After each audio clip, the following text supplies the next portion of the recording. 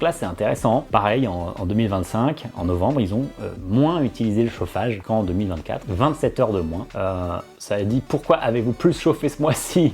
Je pense que du coup, c'est plutôt pourquoi avez-vous moins chauffé ce mois-ci, des températures plus chaudes. Donc il y a un résumé qui est extrêmement lisible et simple. Je trouve que c'est bien, c'est facile à comprendre.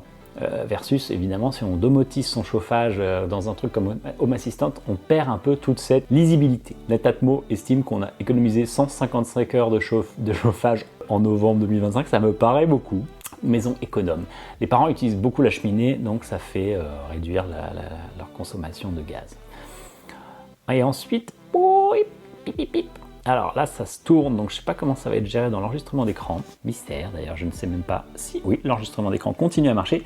Mais en fait, dans cette vue, qui ne sera pas pratique à montrer, je pense, et vous avez un historique qui est, je trouve, intéressant entre quand est-ce que la chaudière a pu fonctionner, ou la vanne thermostatique demandait du chauffage, et l'historique de la température qu'il faisait dans la pièce.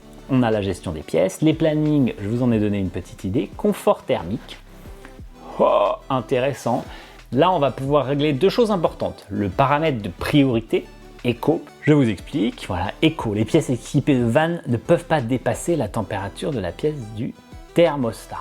Donc ça, c'est assez important, ça évite de déclencher la chaudière uniquement pour un radiateur. Le risque de déclencher la chaudière pour un radiateur, c'est que si vous n'avez pas des vannes thermostatiques partout, vous allez chauffer tout le reste de la maison s'il y a une seule pièce où il fait froid. Donc ça, c'est un peu dangereux. Et le mode confort, lui, il va lancer la chaudière. Et il y a un deuxième truc qui est important pour les piles de vos vannes thermostatiques et le bruit, c'est la régulation économique ou optimale.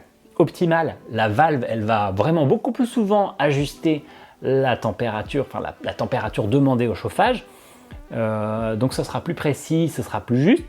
Vous allez peut-être moins consommer de chauffage grâce à ça, mais ça fera plus souvent du bruit et les piles vont diminuer. C'est bien ce qui est inscrit dans l'application. Ensuite, la durée par défaut des consignes manuelles.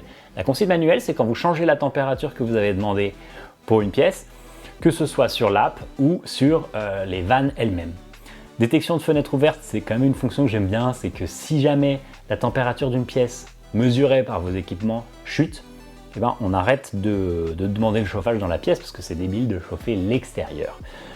Et l'anticipation de chauffe, donc auto-adapt, ça c'est vraiment un truc que je trouve très bien dans les solutions de thermostat connectés de qualité, parce qu'elles ne le font pas toutes.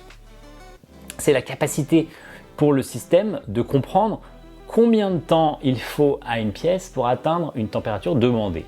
Donc ça, c'est en fait des algorithmes. Et il faut un peu de temps pour que le système soit capable de le faire, puisqu'il doit mesurer l'impact de la température extérieure, plusieurs cycles de chauffe, etc.